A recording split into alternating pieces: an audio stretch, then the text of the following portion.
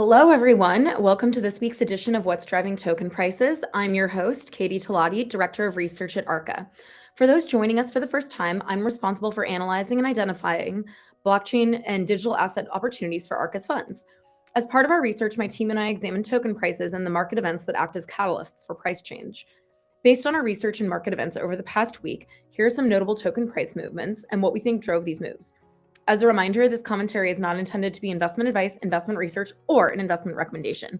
Please consult your investment professional for your own circumstances.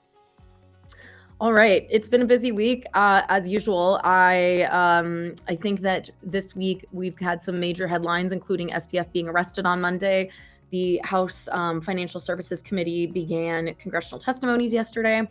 And we had the Fed raise rates today by 50 basis points. So I'm actually not going to talk about FTT too much this week. So just wanted to mention at the beginning that a lot of people are, happy to see that the arrest has gone underway. And we'll see, kind of what developments happen next. But in more token specific news, I'm going to start off this week with Binance. So the Twitter rumor mill has been running on Binance, much to their detriment, unfortunately. So there's no concrete evidence of wrongdoing, but after last month's events, every centralized counterparty is kind of under the microscope right now. Binance specifically is being watched closely by the community, with things happening like the CFO recently resigned, and there was no kind of public announcement about that. That coupled with kind of a lot of wallet activity, there's been a lot of transfers between different wallets. And CZ and other core team members have claimed that that's part of the audit purposes. But the panic has ensued. In addition, BUSD, which is Binance's stablecoin, has also lost its peg a few times. Again, very odd behavior since BUSD is issued as part of or is issued by Paxos, which is has an NY trust license. So they're actually regulated and have to provide audits of the assets in the BUSD stablecoin. So again, there's been kind of, I think, a lot of misinformation, but I think there's a lot of finger pointing right now going on in the industry. Still some, unresolved things. With this panic, though, we've seen outflows from the exchange. So in the past 7 days, the exchange has seen about $6 billion or 9% of their holdings in net outflows. With this, the Binance token has also sunk 6% on the week.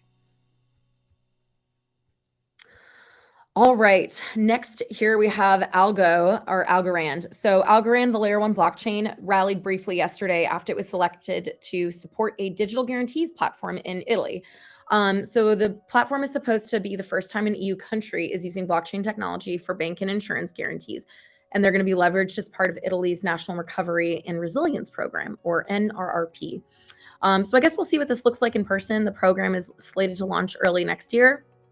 Algorand has been, one of those layer 1 blockchains that hasn't seen a ton of widespread adoption, but maybe, usage among EU member countries for kind of financial services is potentially one application that could be good.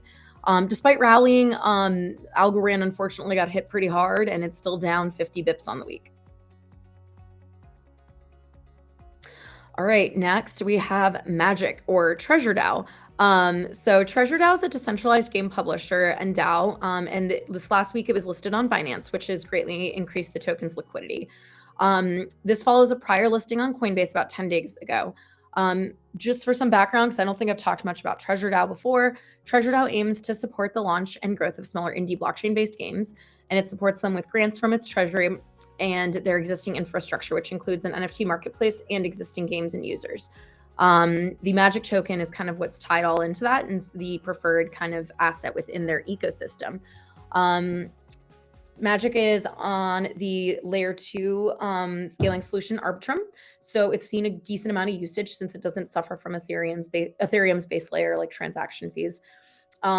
Initially on this news, initially on the listing, Magic rose quite a bit, but it's up only 4.5% for the week right now.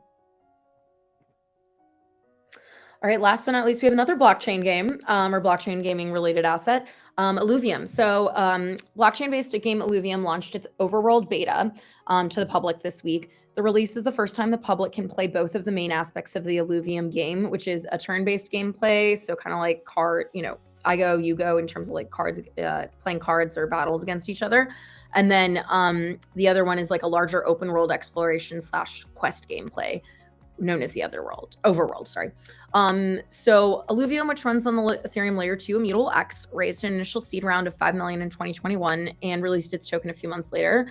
The game's full release has been hotly anticipated as it promises to be the first AAA gaming title within blockchain and digital assets. So other fun fact about Alluvium, the founders of Alluvium are brothers of the founder of Synthetics, which is one of the first DeFi projects to emerge in 2020. So fun facts for that. But Alluvium has definitely been one of these like hotly anticipated games. With this news, it is up 9% for the week. All right, that's all I got for you guys. Thanks for joining. I hope you enjoyed our insights. That's actually a wrap for me from this year, as we'll be taking a hiatus for the next 2 weeks. I'll be back on Wednesday, January 4th. Hope everyone has a happy and safe holiday season.